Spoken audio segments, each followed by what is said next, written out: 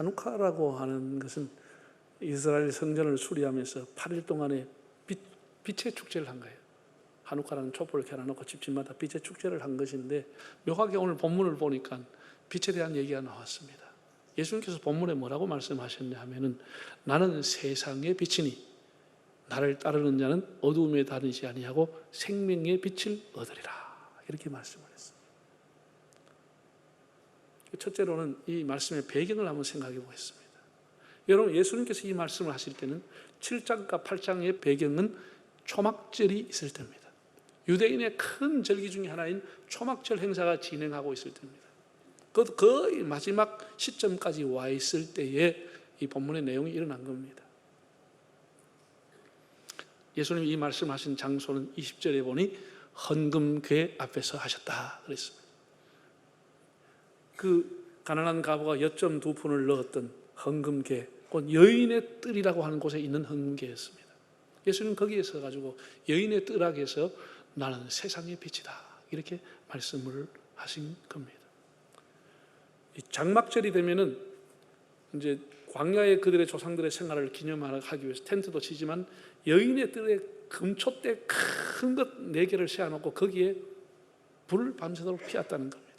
그래서 예루살렘이라는 도시가 그 당시에 뭐 이렇게 어두움이 깔리면 전기가 없으면 캄캄할 때 아닙니까? 캄캄할 때 그 장막절 기동 안에 여인의 뜰에서 나오는 불기둥과 같이 4기둥을 세워가지고 불이 환하게 비쳤다는 겁니다.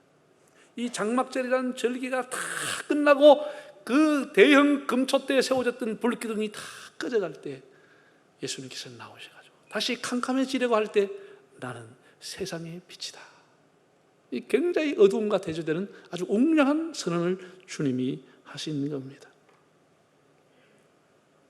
그뿐 아니라 우리가 지난번에 봤지만 이제 가늠하다가 현장에 잡힌 여인을 아침 일찍 성전으로 데리고 끌고 왔다고 그랬어요. 예수님이 그 여인에게 이렇게 물었습니다. 너를 고발하던 자들, 너를 정죄하는 자들이 어디로 갔느냐? 다 없습니다. 그래, 나도 너를 정죄하지 아니하노니 가서 다시는 죄를 짓지 말라. 예수님 이렇게 말씀을 했습니다. 이 말씀은 요한복음 5장에 나오는 베데스다 목가에서 38년 된 병자를 치유하시면서 하신 말씀과 단어 하나 틀리지 않고 동일한 말씀입니다. 그 38년 된 병자를 치유하시면서도 하셨던 말씀이 뭐냐? 가서 다시는 죄를 짓지 말라라고 했습니다. 여러분, 이 말씀이 맞다고 생각하세요? 예수 믿으면 다시는 죄 짓지 않습니까? 목사 되고 장로 되고 신부가 되고 제사장이 되면 다시는 죄를 짓지 않습니까? 물과 성령으로 거듭나면 다시 죄를 짓지 않습니까? 그렇게 되면 얼마나 좋아요. 목숨 걸고 목사가 돼야 되지. 그게 아니라니까. 근데 왜 예수님은 불가능한 것을 이렇게 강요합니까? 다시는 죄 짓지 말라. 그게 가능하다고 생각하세요? 불가능한 거 아닙니까? 예수님 왜 이렇게 불가능한 것을 강요합니까? 오늘 이 말씀을 통해서 이것도 한번 우리가 생각해 보려고 하는 겁니다. 빛의 인도를 따라 살아가야 하는 겁니다. 구약에서는 빛이라고 하면 그 빛 자체를 하나님으로 생각했습니다. 빛이 하나님이다, 이렇게 생각했습니다. 구약 성경의 대표적으로 이제 그 내용을 보면은 다윗의 시편 27편 1절을 보면 다윗이 이런 고백을 합니다. 여호와는 나의 빛이시요 구원이시니 내가 누구를 두려워하리요. 하나님을 빛이라고 했어요. 하나님 자체를 빛이라고 했어요. 빛이라고 했어요. 근데 구약 성경 출애굽기 같은 것을 보면은 하나님이 이집트 사람에게 10가지 재앙을 내렸죠. 10가지 중에 9번째 재앙이 뭐죠? 9번째 재앙이라고 하는 것이 흑암의 재앙이었습니다. 주야로 캄캄했다는 거예요. 그게 며칠 동안, 3일 동안 주야로 캄캄해서 왕도 손을 더듬어 가면서 물건을 찾았다는 거예요. 사람들이 다 더듬어 가면서 지책이 분간이 안 되는 3일 동안, 뭐 잠깐 일시 월시 계식이 아니고 3일 동안에 캄캄해 버렸다는 거예요. 기가 막힌 거 아닙니까? 이게 재앙이라는 거예요. 출애굽기 10장을 보면 이런 내용이 나옵니다. 이 흑암의 재앙으로 온 이스라엘이 3일 야를 캄캄하게 됐을 때 이스라엘이 백성들이 살고 있는 땅에는 빛이 비추었더라. 여러분, 온 세상이 다 정전되는데 교회만 환하게 전기가 도왔다는 거. 교회만 전기가 도왔다는 거. 그게 무슨 의미죠? 하나님이 빛이라고 하는 거. 빛이라고 하는 것은 하나님의 임재, 하나님의 상징을 가리키고 하나님의 영광을 가리키는 단어와 동일한 것입니다.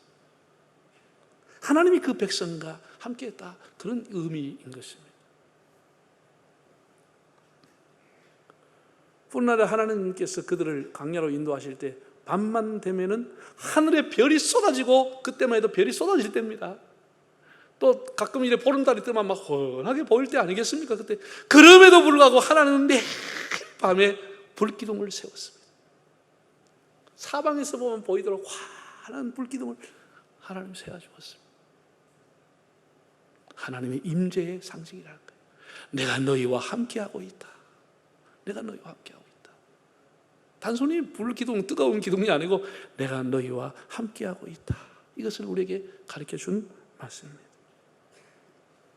우리가 유명한 성경 기절인 시편 119편을 보면 주의 말씀은 내 발의 등이요 내 가는 길에 빛이라고 했어요. 하나님의 말씀이 우리 가는 인생길을 비춰주는 빛이라, 이렇게 말씀했어요. 예수님께서 이런 배경하에서 나는 세상의 빛이라 말씀을 하신 겁니다. 뜬금없이 한 것은 아니고요. 이 빛이라고 하는 것이 헬라어를 찾아보면 원어가 포스라고 하는 단어인데 불 혹은 빛, 이 두 가지 단어가 다 포스라는 단어로 번역이 됩니다. 불도 되고 빛도 되는 거예요. 그게 다 빛이지요. 불도. 여러분, 이 빛이라고 하는 것이 없으면 모든 생물은 생존이 불가능합니다. 빛이 없이 어떻게 식물이 살아가고 동물이 어떻게 살아갑니까? 불가능한 거죠.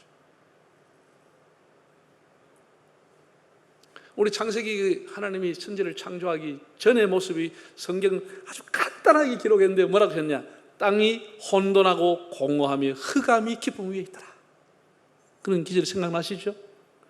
땅이 혼돈하고 공허하고 흑암이 깊음 위에, 캄캄한 세상, 무질서한 세상, 지책을 분간하지 못하는 세상인데 하나님이 일성으로 한 게 뭐라고 했다고?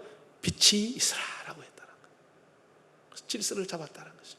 빛이라고 하는 것은 창조의 출발이고 모든 것의 기초가 빛이라고 하는 것입니다. 그것이 만들어지고 난, 빛이 있고 난 이후부터 다른 것이 이제 만들어지게 되는 겁니다. 세례 요한이 예수님을 소개할 때 요한복음 1장을 보면 뭐라고 소개했냐? 참빛, 그 세상에 와서 각 사람이 비치는 빛이 있었나니. 예수님을 가리켜서 뭐라고 그러냐? 참빛이시다, 이렇게 표현하게 된 것입니다. 이 빛이라고 하는 것이 구약에도 하나님을 상징하고 신약에도 예수님을 상징하는 게 빛이라고 하는 사실, 하나님의 임재를 상징하기도 한 겁니다. 우리가 사람의 의지와 결심과 사람의 양심을 가지고 빛된 삶을 살 수 있냐? No. 절대로 그렇게 할 수 없다. 우리가 어두움을 밝히는 빛의 인도를 받을 때만에 그 사람이 밝은 빛 가운데 걸어가게 되는 겁니다. 우리가 빛 대신 예수님을 영접하고 살면 죄에게서 떠나게 되는 겁니다. 여러분, 이 여인을 고발했던 율법사와 바리새인 서기관들이 대단한 것처럼 보이지만 그들은 빛 가운데 살지 못하고 어두움 가운데 살았습니다. 양심대로 살고 빛대로 사는 것처럼 보였지만 그들은 어두움에 살았습니다. 어쩌면 이 여인보다 더 어두움에 살았을는지 모릅니다. 그래서 예수님이 뭐라고 했습니까? 죄가 없다면 돌로 치라고 했어요. 다시 말해서 어두움에 살았기 때문에 그들은 다 돌을 내려놓고 가버린 것입니다. 그 말의 의미는 어두움 속에 살았다는 뜻입니다. 사람이 다 양심을 따라 의롭게 바르게 사는 것처럼 보여도 주님이 볼 때는 그렇게 보지 않는다는 것입니다. 사실은 그 여인보다 그들이 더 어두움 속에 살아왔던 사람들입니다. 우리가 태양이 하나이듯이 사랑의 빛, 구원의 빛, 생명의 빛, 진리의 빛은 한 분 예수밖에 없다는 것입니다. 그 예수님을 믿고 따라갈 때 더 이상 어두움을 다니지 않게 된다, 그런 의미가 되는 것입니다. 우리 스스로 빛된 삶을 사는 게 아니고 그 예수님의 말씀을 따라갈 때 빛이신 예수님을 따라가며 살아가게 될 때 다시는 어두움에 다니지 않고 빛 가운데 살아간다는 것입니다. 조선조 말에 이 재영이라고 하는 왕손이 있었는데 이분이 26살에 경북 풍기 군수로 있었다고 합니다. 나라가 이제 기울어지는 것을 보고 너무나 큰 낙심을 하고 자기 아내에게 대대로 물려받았던 땅 문서를 다 주고는 모든 기득권과 특권을 다 내려놓고 평민 복장을 하고 평민으로 이렇게 전국을 방랑하며 다녔다는 겁니다. 그러다가 1904년도에 선영에 성묘차 갔다가 자기를 이제 한양 집으로 데려다 줄 엄기현이라고 하는 마부를 만나게 됩니다. 이 마부가 이재형이라는 분을 태워가지고 집으로 가면서 참 오랜만에 집으로 데려갔는데 집으로 가면서 뜬금없이 나리 예수 믿으시죠. 그 행색을 보니까 참 안타까웠던지 나리 예수를 믿으시죠 하니까 이 사람 뭘 쓸데없는 소리를 하는가. 그런데 이 사람이 계속 가면서 나리 예수를 믿으시죠. 그러니까 이재영이가 화가 이렇게 핀잔을 했답니다. 이 사람아, 예수 믿으면 뭐 마부가 양반되나?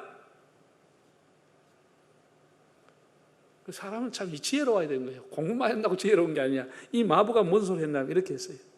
나리, 제가 예수 믿는 것은 양반이 되려고 예수 믿는 게 아니고 좋은 마부가 되려고 예수를 믿습니다. 더 좋은 마부가 되려고 합니다. 그리고 이제 헤어졌는데 세월이 많이 가가지고 방랑을 마치고 이재형이라고 하는 사람이 집으로 돌아왔는데 그 부인이 땅을 잘 활용해가지고 집이 상당히 부유하게 됐더라고요. 살림이 더 늘어나고 그리고 그 부인이 성동교회 교인으로 교회를 다니고 있더라고요. 전국에 이제 막 1910년 전후에서 전국의 평양부터 막 대부흥운동이 일어날 때니까 그 성동께서 유명한 목사님 모시고 부흥회를 했는데 부인의 권유를 받아가지고 이제 부흥회 이재형 씨가 참석을 하게 된 거죠. 저는 이제 마부가 했던 말도 있고 정말 교회가 뭐 하는 곳인지 난생 처음으로 교회 갔지 않겠습니까? 가설 쓰고 뒤에서 이렇게 보고 예배를 마치고 그때 만났던 마부 엄기현을 다시 거기서 만나게 됩니다. 이미 그 사람은 성동교회 영수가 되어 있었습니다. 이재형이 이후로 열심히 교회 나가 세례를 받았습니다. 그 어느 날 천지개벽할 얘기를 하는 겁니다. 그 마부 머슴에 불과한 엄기현을 불러다가 이렇게 얘기했다는 거예요.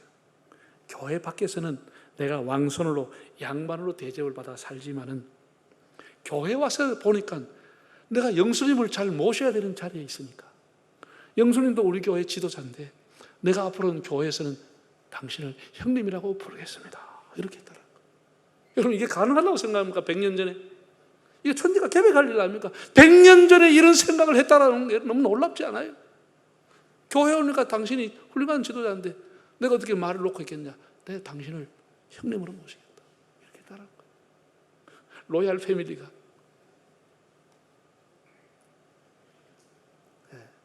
사람이 이런 마음밭을 가지고 있으니까 1914년에 이 이재영이가 성동교회 장로가 되고 1918년에는 평양 신학교를 졸업해서 우리 역사가 오래된 우리 교단의 남대문 교회 2대 목사가 됩니다.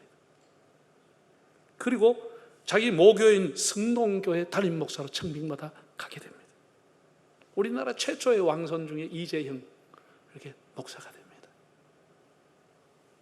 전에 제가 한번 전북 김제에 있는 기역자교회 김제 금산교회를 여러분을 소개해드렸습니다. 우리 교인들도 직접 가보셨습니다. 거기는 머스민 이자익과 지주였던 조덕참에 대한 얘기 여러분 다 들었을 겁니다. 그 머스민이 먼저 장로가 되고 그 지주가 그 장로님을 모시고 교회를 섬기고 나중에 자기가 늦게 장로가 되고 그 머슴을 평양신학교 보내서 목사를 만들어서 자기 교회 다른 목사로 모셔왔습니다. 그게 김제 금산교회입니다. 너무나 감동적인 스토리 아닙니까? 너무나 감동적. 그래서 이자익 목사라고 하는 분이 우리 교단에서 유일하게 총회장을 3번 한 사람이에요. 총회장한테 추천을 받아가지고 추대를 받아가지고 이 남해 고아 출신입니다. 먹을 데가 없어서 걸어 가다 보니까 얻어먹고 가다 보니 그 김제 금산까지 가서 거기서 세상에 선교사한테 복음을 듣고 예수를 믿어가지고 그렇게 귀한 인생이 된 겁니다. 무엇이 그들의 인생을 바꾸지요? 예수님의 빛이 그 안에 들어왔다라는 것이. 빛을 받는 사람은 다시는 어두움에 다니지 않는 겁니다. 우리가 이런 확신을 가져야 됩니다. 다시는 죄를 짓지 말라. 우리 머리로 생각하면 불가능하죠. 그런데 빛이 우리 안에 들어온 사람은 주님의 빛을 따라 살아갈 수 있다는 것입니다. 내 스스로 빛된 삶은 살 수 없습니다. 주님의 빛이 내 안에 들어오면 내가 그 빛을 따라 살아갈 수 있다는 것. 얼마나 귀한 말씀인지 모릅니다. 여러분, 이 비행기라고 하는 것은요, 비행기라고 하는 일반 전투기가 아니고 여객기입니다. 전투기는 더 높이 올라갑니다. 일반적으로 여객기가 올라갈 수 있는 것이 한 지상에서 1km까지 올라갑니다. 1000m까지 올라가서 그걸 비행기가 쫙 1000m 가면 비행기가 다니는 이 길이 비행기가 도로가 있습니다. 1000m 눈에 보이진 않지만 1000m 쫙 올라가. 시속이 얼마냐? 약 800에서 900km 전후로 시속 달려나갑니다. 엄청난 속도죠. 우리가 이제 지상에서 비행기가 뜨잖아요. 이륙할 때 뜰 때 250에서 300km의 탄력을 받아 뜰 수가 있어요. 시속. 그러니까 갈 때부터 막 굉음을 내가지고 가열을 내가 어마어마한 소리를 내가 콱 하고 올라가는 게 그게 한 300km 될 때 비행기가 뜨는 겁니다. 그냥 술술 가서 그 비행기가 어떻게 뜨겠습니까? 네. 그러니까 항공모함 같은 데는 활주로가 좁아요. 활주로 길이가 짧기 때문에 그거를 300km 낼 수가 없습니다. 항공기는 더 이제 급하게 올라가야 돼요. 그래서 항공모함에 있는 모든 활주로에는 이것을 가열시켜 올려줄 수 있는 기계를 설치해놨어요. 그 기계 위에다가 전투기를 세워놓고 때려가지고 그래, 그 짧았지만 바다 위로 싹 올라가잖아요. 그렇게 250km, 300km를 달리고 올라가면 이제 계속 900km로 쫙 끝까지 가는 겁니다. 가는데 여러분 비행기 타 보셨지만 창문 요래 여러 가 빼고 보면 밖에 비요 안 비요? 예? 1000m 올라가면 사방에 구름밖에 없습니다. 구름이 칵칵 하거나 햇빛 비체가 하나도 없습니다. 그 길이 고속도로 길이 없습니다. 그리고 밤에는 보면 캄캄합니다. 캄캄해요. 아 근데 뭘 보고 이 사람 목적지 가죠? 나 언뜻 생각할 때 아이고 이게 다른 데로 가면 어떻게 하나 그런 생각이 언뜻 나요. 완전히 구름이 막 깎여 있는데 어떻게 가요? 계기판 보고 가는 거예요. 계기판에 다 목적지를 입력해 놨다는 거죠. 참 사람 기술이 얼마나 발달했으면 그 계기판 보고 가는 거예요. 그 계기판만 본다고 되는 게 아니에요. 반드시 조종사는 관제탑의 지시를 받아야 되는 거죠. 관제탑과 교신을 통해 가지고 도착 여기에 착륙하지 못한다. 공중에서 기다리라. 그러면 내리지 못하고 공중에서 계속 계속 돌면서 기다리는 거예요. 뭐 출발할 때도 관제탑에서 오케이 사인 나야 올라가지 지멋대로 올라갈 수가 가면 충돌해 버리는 거예요. 가면 추락하고 마는 거죠. 그러니까 비행기라고 하는 것은 첫째는 조종사, 둘째는 계기판, 셋째는 관제탑. 이 세 개가 이루어질 때 정확하게 뜨고 정확하게 내릴 수 있는 것이죠. 가장 안전하게 내릴 수 있어요. 이게 하나만 잘못돼도 추락 아니면 충돌하고 마는 것이죠. 삼손의 인생이 왜 꺾여지고 추락하지요? 사울 왕이 왜 인생이 충돌해버리고 깨졌지요? 압살롬이 뭐 때문에 인생이 박살나고 추락당했습니까? 하나님을 떠났을 때, 하나님을 떠났기 때문에 계기판을 떠나고 하나님의 관제탑의 사인을 받지 않고 멋대로 살아가는 인생은 결국은 충돌로 끝나버리고 산산조각이 나버리는 것입니다. 우리 인생은 캄캄합니다, 여러분. 캄캄합니다. 여러분이 얼마나 많이 배우셨는지 얼마나 경험인지 모르지만 캄캄하고 내일 일을 모릅니다. 빛 대신 주님의 인도를 받으시기를 바랍니다. 하나님의 말씀의 인도를 받기를 바랍니다. 그것이 우리가 가는 길입니다. 여러분, 어떤 사람은 필경 사람이 보기에는 바르나 그 길이 사망의 길이라고 그랬습니다. 사람 보기에는 옳은 길처럼 보이고 사람 가기에는 바른 길처럼 보이지만 그 길이 사망의 길이라고 그랬습니다. 우리 이런 것을 잘 알고 시대를 분별하고 자기 신앙을 지켜야 합니다. 제가 지난번에 이제 디모데후서 3장 말세의 종말에 대한 것을 우리 성경 읽어봤잖아요. 말세는 이런 징조가 일어난다고 그랬습니다.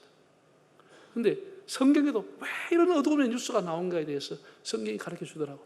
한번 찬찬히 읽어보겠습니다. 로마서 1장 26절부터 읽어볼까요? 이 때문에 하나님께서 그들을 부끄러운 욕심에 내버려 두었으니 곧 그들이 여자들도 순리대로 쓸 것을 받고 영리로 쓰며 그와 같이 남자들도 순리대로 여자 쓰기를 버리고 서로 향하여 음욕이 불릴 듯하게 하며 남자와 남자. 이게 뭐냐?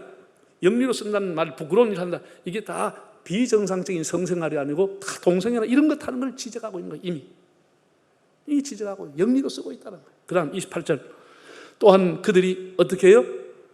그들의 마음과 지식에 하나님 두기를 싫어하는 거예요. 현대인의 특징이 그 마음에 하나님이라고 하는 것 싫다는 거예요. 우리 집에서 하나님을 두기 싫어하는 거예요. 내 지식에서, 내 머리에서, 내 생에서 하나님 싫다는 거예요. 그 결과가 뭐냐? 하나님 두기를 싫어하는 결과가 어떻게 나요?